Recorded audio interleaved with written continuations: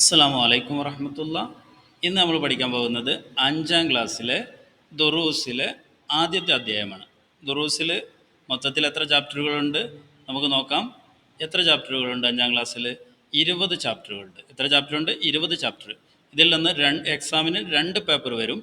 അത് കൃത്യമായിട്ട് നമുക്ക് പഠിക്കാം. ഇൻഷാ അല്ലാ എല്ലാ ചാപ്റ്ററുകളും നമുക്ക് പഠിക്കാം.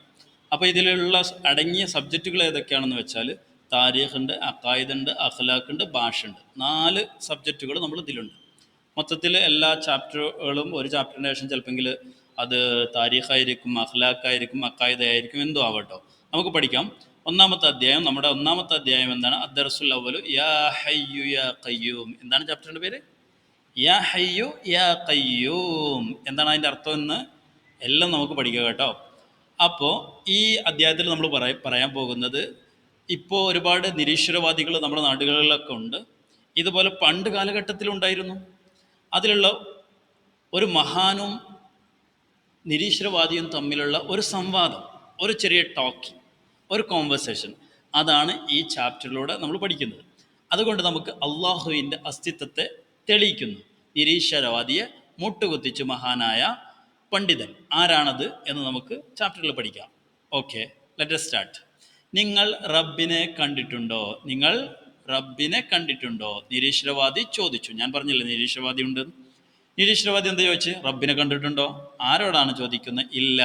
അൽ ഇമാമുൽ അഅ്ലം അബൂ ഹനീഫ റളിയല്ലാഹു അൻഹു പറഞ്ഞു. ആരോടാണ് പറയുന്നത്? ചോദ്യം ചോദിക്കുന്നത് മഹാനായ ഇമാം അബൂ ഹനീഫത്തുൽ കൂഫി എന്ന് പറയുന്ന മഹാപണ്ഡിതനോട് ചോദിക്കുകയാണ്. എന്താ ചോദിക്കുന്നത്? നിങ്ങൾ പടച്ചവനെ കണ്ടിട്ടുണ്ടോ? നിങ്ങൾ അള്ളാഹുവിനെ കണ്ടിട്ടുണ്ടോ എന്നാണ് ചോദ്യം. അടുത്ത ചോദ്യം, കേട്ടിട്ടുണ്ടോ? ആരോടാണ് ചോദിക്കുന്നത്? അബൂ ഹനീഫ ഇമാമിനോടാണ് ചോദിക്കുന്നത്. കേട്ടിട്ടുണ്ടോ? കണ്ടിട്ടില്ല, സമ്മതിച്ചു. എന്നാൽ കേട്ടിട്ടുണ്ടോ? അടുത്ത ചോദ്യം, ഇല്ല. ആൻസർ എന്താണ്? ഇല്ല, ഞാൻ കേട്ടിട്ടില്ല. എന്നാൽ തൊട്ടിട്ടുണ്ടോ? ഇല്ല, തൊട്ടിട്ടുമില്ല. ഇല്ല, തൊട്ടിട്ടില്ല. അപ്പം അള്ളാഹുവിനെ കണ്ടിട്ടുണ്ടോ? കേട്ടിട്ടുണ്ടോ? കണ്ടിട്ടുണ്ടോ? തൊട്ടിട്ടുണ്ടോ? ഇങ്ങനെ 3 ചോദ്യങ്ങളാണ് അദ്ദേഹം ചോദിക്കുന്നത്. എന്നിട്ട് അദ്ദേഹം തുടരുകയാണ്. കാണാനും കേൾക്കാനും തൊടാനും കഴിയാത്ത റബ്ബ് ഉണ്ടെന്ന് നിങ്ങൾ എങ്ങനെ വിശ്വസിക്കുന്നു? നിങ്ങൾ ഈ റബ്ബ് എന്ന് പറയുന്ന അള്ളാഹു ഉണ്ടല്ലോ, അതിനെ കാണാൻ പറ്റില്ല എന്ന് പറയുന്നു, കേൾക്കാൻ പറ്റില്ലെന്ന് പറയുന്നു, തൊടാൻ പറ്റില്ലെന്ന് പറയുന്നു. എന്നിട്ട് നിങ്ങൾ എന്തുകൊണ്ടാണ് നിങ്ങൾ വിശ്വസിക്കുന്നത്? അബൂ ഹനീഫ ഇമാമിനോട് ഈ ചോദ്യം ആരാണ് പറയുന്നത്? എത്തിയിസ്റ്റ് എന്നാണ് പറയുക ഇംഗ്ലീഷിൽ, നിരീശ്വരവാദി എന്ന് മലയാളത്തിൽ പറയും. ഓക്കെ, അപ്പോൾ അദ്ദേഹത്തിൻ്റെ ചോദ്യം, നിങ്ങൾ ബുദ്ധി കണ്ടിട്ടുണ്ടോ? ഇമാം അദ്ദേഹത്തോട് തിരിച്ചൊരു ചോദ്യം അങ്ങ് ചോദിക്കുകയാണ്. എന്താ ചോദ്യം? ആരാണ് ഇമാമ്? അബൂ ഹനീഫ റളിയല്ലാഹു അൻഹു. തിരിച്ചൊരു ചോദ്യം അങ്ങോട്ട് ചോദിച്ചു. നിങ്ങൾ ബുദ്ധി കണ്ടിട്ടുണ്ടോ? ഇല്ല, ബുദ്ധി കണ്ടിട്ടില്ല. നിരീശ്വരവാദി പറഞ്ഞു. നിരീശ്വരവാദി എന്താ പറഞ്ഞു? ഇല്ല, ബുദ്ധി കണ്ടിട്ടില്ല കേട്ടോ. കേട്ടിട്ടുണ്ടോ? ഇല്ല, കേട്ടിട്ടില്ല. തൊട്ടിട്ടുണ്ടോ? ഇല്ല, തൊട്ടിട്ടില്ല. നിങ്ങൾ ബുദ്ധിയുള്ളവനോ ഭ്രാന്തനോ? ചോദ്യം. ഈ 3 ചോദ്യങ്ങൾ ഇൻട്രൊഡക്ഷനായിട്ട് ചോദിച്ചിട്ട് മെയിൻ കോർ പോയിന്റിലേക്ക് വന്നു. നിങ്ങൾ ബുദ്ധിയുള്ളവനോ ഭ്രാന്തനോ എന്നാണ് ചോദ്യം. കാണാനും കേൾക്കാനും തൊടാനും കഴിയാത്ത ബുദ്ധി ഉണ്ടെന്ന് നിങ്ങൾ എങ്ങനെ വിശ്വസിക്കുന്നു? ചോദ്യം. കാണാൻ പറ്റില്ല, കേൾക്കാൻ പറ്റില്ല, തൊടാൻ പറ്റില്ല. അങ്ങനത്തെ ഈ ബുദ്ധി ഉണ്ടെന്ന് നിങ്ങൾ എങ്ങനെയാണ് വിശ്വസിക്കുന്നത്? ഇങ്ങോട്ട് ചോദിച്ച അതേ ചോദ്യം നമ്മളെ അടുത്തൊക്കെ ഉള്ള ഒരു സാധനത്തെ സംബന്ധിച്ച് അബൂ ഹനീഫ ഇമാം ഈ നിരീശ്വരവാദിയോട് ചോദിച്ചു. രസം, എന്താ രസം! നിരീശ്വരവാദി ഇളിമ്പ്യനായി. ബുദ്ധി ഉണ്ടോ ഇല്ലേ? ആ, ഉണ്ടെന്ന് സമ്മതിച്ചു. ഭ്രാന്തനല്ലല്ലോ നിങ്ങൾ? അല്ല. ഇതുപോലെ അള്ളാഹു ഉണ്ട് എന്ന് നിരീശ്വരവാദി ഇളിമ്പ്യനായി. അദ്ദേഹം വളരെ ഇളിമ്പ്യനായി പോയി. നമുക്ക് റൂഹുണ്ട്. അപ്പോൾ അള്ളാഹുവിനെ സംബന്ധിച്ച് ചോദിച്ച അതേ ചോദ്യം തന്നെ ഇദ്ദേഹത്തോട് നമ്മളെല്ലാവരിലുമുള്ള ഒരു സാധനത്തെ സംബന്ധിച്ച് ചോദിച്ചു. അപ്പോൾ നിരീശ്വരവാദി മുട്ടുകുത്തുകയാണ് ചെയ്തത്. ഇനി നമുക്ക് റൂഹുണ്ട്, നമുക്കെന്തുണ്ട്? റൂഹുണ്ട്, ആത്മാവുണ്ട്. പക്ഷേ കാണാനും കേൾക്കാനും തൊടാനും കഴിയുന്നില്ല. എന്ത് ചെയ്യുന്നില്ല? ആ റൂഹിനെ തൊടാൻ പറ്റുന്നില്ല. കാണാൻ പറ്റുന്നുണ്ടോ? ആരെങ്കിലും കണ്ടവരുണ്ടോ? ഇല്ല, അതുമില്ല. തൊടാൻ നന്നോ തൊട്ടുമൊക്കെ പോയിട്ട് അതുമില്ല. റൂഹ് പോകുമ്പോൾ നാം മരിക്കുന്നു. അപ്പോൾ മരണം എന്ന് എന്തിനാ പറയാ? റൂഹ് പോകുന്നതിനാണ്, നമ്മുടെ ശരീരത്തിൽ നിന്ന് റൂഹ് വേർപിരിയുന്നതിനാണ് നമ്മൾ എന്ത് പറയുന്നത്, മരണം എന്ന് പറയുന്നത്. റൂഹ് പോകുമ്പോഴാണ് നമ്മൾ മരിക്കുന്നത്. അപ്പൊ പോകുമ്പോഴല്ല നമുക്ക് മനസ്സിലാവുന്നത് റൂഹ് ഇല്ല എന്നുള്ളത്, മരിക്കുന്നുള്ളത്. കാണാനും കേൾക്കാനും തൊടാനും രുചിക്കാനും മണക്കാനും കഴിയാത്ത കാര്യങ്ങൾ ധാരാളമുണ്ട്. ഇതുപോലെ ഇത് റൂഹിനെ നമ്മളൊരു ഉദാഹരണത്തിന് കണ്ടതാണ്. കറണ്ട് ഇതേപോലെ തന്നെയല്ല നമ്മൾ എന്നും അനുഭവിക്കുന്ന കറണ്ട്. കറണ്ട് എന്താ, കാണാൻ പറ്റുന്നുണ്ടോ? കറണ്ട് കാണാൻ പറ്റുന്നുണ്ടോ? തൊടാൻ പറ്റുന്നുണ്ടോ? ഒന്നും പറ്റുന്നില്ലല്ലോ. അതുപോലെ കറണ്ട് ഒരു ഉദാഹരണമാണ്. ഇങ്ങനത്തെ ധാരാളം കാര്യങ്ങൾ ദുനിയാവിൽ തന്നെയുണ്ട്. അടയാളങ്ങൾ കൊണ്ടാണ് അവയെ നാം അറിയുന്നത്. പിന്നെ എങ്ങനെയാണ് ഇവിടെ അറിയുന്നത് ഉണ്ട് എന്നുള്ളത്, കറണ്ട് ഉണ്ട് എന്നുള്ളത്? അടയാളം അവിടെ തൊട്ടുണ്ടെങ്കിൽ സ്വിച്ച് എന്ത് ചെയ്യും, നമ്മളെ സ്റ്റോക്ക് അടിക്കും, അപ്പം അറിയും. ബുദ്ധി നമുക്കുണ്ട്, അതുകൊണ്ടാണ് നമ്മൾ ആലോചിക്കുന്നതും എല്ലാ കാര്യങ്ങളും ചെയ്യുന്നത്. റൂഹ് നമുക്കുണ്ട്, അത് നമ്മൾ അടയാളങ്ങളെ കൊണ്ടാണ് നമ്മൾ അറിയുന്നത്. എങ്ങനെ അറിയുന്നത്? അടയാളങ്ങൾ കൊണ്ടാണ് അറിയുന്നത്.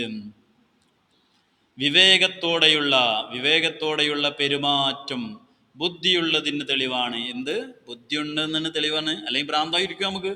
ബുദ്ധിയുള്ളതിന് തെളിവാണ് വിവേകത്തോടെയുള്ള പെരുമാറ്റം. ചലനം ചലനം റൂഹുണ്ടെന്നറിയിക്കുന്നു. ചലിക്കല്ലേ, നമ്മളിങ്ങനെ സഞ്ചരിക്കുന്നു, ഞാനിപ്പോൾ ഇങ്ങനെ ആടുന്നു. ഇത് എന്തുകൊണ്ടാണ്? എനിക്ക് റൂഹുണ്ടായതുകൊണ്ടാണ്. ചലിച്ചു, അതുകൊണ്ട് ഞാനിപ്പോൾ സംസാരിക്കുന്നു. എനിക്ക് എന്തുകൊണ്ടാണ്?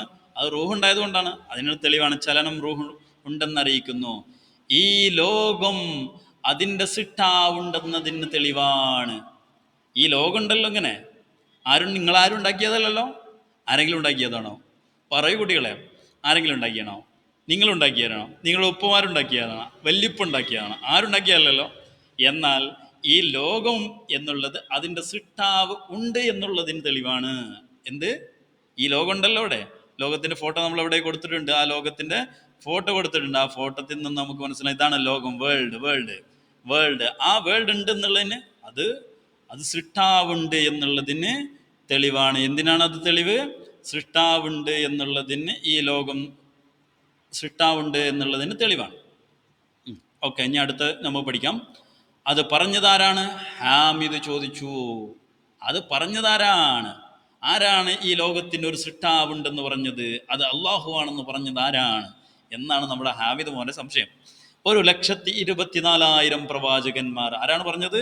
1,24,000 പ്രവാചകൻ. അപ്പൊ എത്ര പ്രവാചകന്മാരുണ്ടെന്ന ചോദ്യത്തിന് നമുക്ക് ആൻസർ കിട്ടി. 1,24,000. അവർ കളവ് പറയാത്തവരും വഞ്ചിക്കാത്തവരുമാണ്. ജീവിതത്തിൽ ഒരു കളവും പറയാത്തവരാണ്. വഞ്ചിക്കില്ല, ആരെയും വഞ്ചിക്കില്ല, വിശ്വസ്തരാണ്. നമ്മുടെ നബി അവസാനത്തെ നബിയാണ്. അപ്പൊ നമ്മുടെ നബി അവസാനത്തെ നബിയാണ്. ആദ്യത്തെ നബി ആരാണ്? ആദ്യ നബി അലൈഹി ഇസ്ലാം. അവസാനത്തെ നബി മുഹമ്മദ് മുസ്തഫ സല്ലല്ലാഹു അലൈഹി വസല്ലമ. അവിടുന്ന് അൽ അമീനാണെന്ന് മുശ്രിക്കുകളടക്കം സമ്മതിച്ചതാണ്. അൽ അമീൻ, നബി സല്ലല്ലാഹു അലൈഹി വസല്ലം വിശ്വസ്തൻ എന്ന പേര് കൊടുത്തു. ആര്? അവിടെയുള്ള നാട്ടുകാരെല്ലാവരും, മുശ്രിക്കുകൾ, അതായത് ഇസ്ലാം സ്വീകരിക്കാത്ത ആളുകൾ പോലും ഈ നമ്മുടെ മുഹമ്മദ് സല്ലല്ലാഹു അലൈഹി വസല്ലമക്ക് എന്ത് പേരാണ് ഓമന പേരിട്ട് വിളിച്ചത്? അൽ അമീൻ വരുന്നുണ്ട് എന്നാണ് അവരെല്ലാവരും വിളിച്ചു പറഞ്ഞത്. നിരവധി അത്ഭുതങ്ങൾ അവരിൽ നിന്ന് പ്രകടമായി. നമ്മുടെ നബി സല്ലല്ലാഹു അലൈഹി വസല്ലം നിരവധി അത്ഭുതങ്ങൾ പ്രകടമായി. ഒരിക്കൽ ഒരു സംഭവം നമുക്ക് പറയാം. ഒരിക്കൽ ഒരാൾ അപേക്ഷിച്ചു. എന്താണ് അദ്ദേഹം പറഞ്ഞത്? നബി സല്ലല്ലാഹു അലൈഹി വസല്ലമയോട് അപേക്ഷിച്ചത്, മൃഗങ്ങൾ നശിച്ചിരിക്കുന്നു, ജീവിതമാർഗങ്ങളെല്ലാം മുറിഞ്ഞിരിക്കുന്നു. എന്താണ്? ഒന്നാമത്തത് പറഞ്ഞു, മൃഗങ്ങളൊക്കെ നശിച്ചിരിക്കുന്നു, ആടുണ്ട്, അതുപോലെ തന്നെ പശുണ്ട്, ഇങ്ങനെയുള്ള എല്ലാ ഒട്ടകങ്ങളെല്ലാം നശിച്ചിരിക്കുന്നു. പിന്നെന്താ? ജീവിതത്തിൻ്റെ മാർഗങ്ങളെല്ലാം നശിച്ചിരിക്കുന്നു, മുറിഞ്ഞിരിക്കുന്നു. ഇപ്പം അധ്വാനിക്കാനുള്ള ഒരു സാധനം നമ്മൾ എടുക്കില്ല. അള്ളാഹുവിൻ്റെ റസൂൽ. എന്നിട്ട് അദ്ദേഹത്തിൻ്റെ ചോദ്യം എന്താണ്?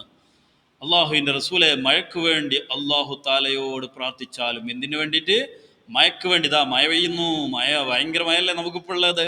മഴയ്ക്ക് വേണ്ടി അള്ളാഹുവിനോട് നിങ്ങൾ പ്രാർത്ഥിക്കണമെന്ന് മുഹമ്മദ് മുസ്തഫ സല്ലല്ലാഹു അലൈഹി വസല്ലമ തങ്ങളോട് അദ്ദേഹം വന്നു പറയാണ്. മഴയ്ക്ക് വേണ്ടി പ്രാർത്ഥിച്ചാലും നബി സല്ലല്ലാഹു അലൈഹി വസല്ലം ദുആ ചെയ്തു. വളരെ പരിതാപകരമായ അവസ്ഥയല്ലേ ഈ മനുഷ്യനുള്ളത്. അതുകൊണ്ട് ഏതായാലും അള്ളാഹു ഇനി ഞങ്ങൾക്ക് മഴ കൊണ്ടായെന്ന് നബി സല്ലല്ലാഹു അലൈഹി വസല്ലം ദുആ ചെയ്തു. ആകാശം തെളിഞ്ഞതായിരുന്നു നബി സല്ലല്ലാഹു അലൈഹി വസല്ലമയുടെ പ്രാർത്ഥിച്ചതും. തെളിഞ്ഞ ആകാശം, നല്ല ആകാശം, മഴയൊന്നുമില്ല കേട്ടോ. നബി സല്ലല്ലാഹു അലൈഹി വസല്ലം പ്രാർത്ഥിച്ചതും ആകാശം കാർമേഘം പ്രത്യക്ഷപ്പെട്ടു. അപ്പം എന്തുണ്ടായി?